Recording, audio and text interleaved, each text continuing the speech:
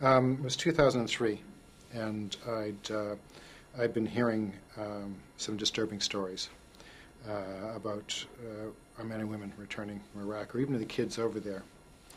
And I went online and started seeing a lot of clips, things that the soldiers were making over there, little rock videos they'd make, or little things they'd shoot on their cell phones and video cameras, and they're really disturbing images. And so I started asking myself what was going on. And I started talking to some vets who were returning. I got to meet a couple. They told me some pretty tough stories. And so I was looking for something to do in this, and I read Mark Bowles' story. One of my agents had given it to me, and his article, and I was really moved by it. So I said, okay, well, I'll try and combine these stories and see if I can tell this. And it was difficult because my agents told me that no one was going to make this, no one was going to fund it.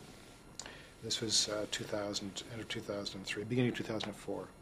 And if you remember driving around the streets at those times, you'd see flags and cars and stickers, American flag stickers on cars.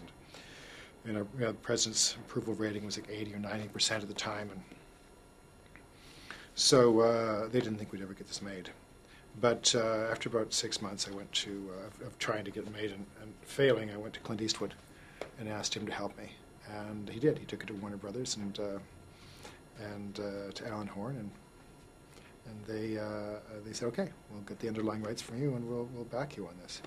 And so I went away, and Mark and I worked on the story a bit, and I went off and wrote the screenplay and rewrote it, and finally thought it was ready to go. We went out and got independent financing, and Warner said they'd release it, and so we shot it.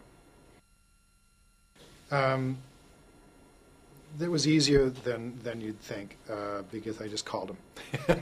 I happened to have the good fortune to meet Charlize over the years, and so at various dinners and things, and so we'd been talking about doing something together, and over 2 years when I was working on this thing, every time I bump into her, I said, I got this story. And she finally got sick of me asking and telling her about it. She said, just tell me when it's done. And so I called her, said, it's finished. Would you like to read it? She said, yes. That was a Wednesday. Sent it to her. She read it Wednesday night, called me Thursday morning. I said, I'm in. And I said, it's a passion piece. There's no money. She said, I'm in. And then I called up Tommy Lee Jones's representative. So I'd met Tommy Lee. I had lunch with him the year before on another project that we were thinking of doing. I really thought he was perfect for this. And Clint had also said, Tommy Lee's the guy for this. And so I called him up and said, I want to send you the script. And we did. He read it over the weekend. And his reps called back and said he wants to do it. I said, there's no money. He said, yep, we want to do it. I want them to, it's a mystery. I want to do a piece of entertainment. I wanted people to get their $10 worth. I want them to feel like they experienced a good story in the dark for 2 hours.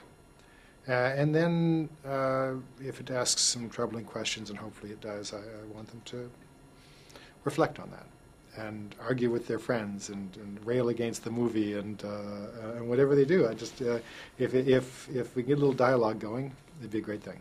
If not, you know what? I want it to be a good film.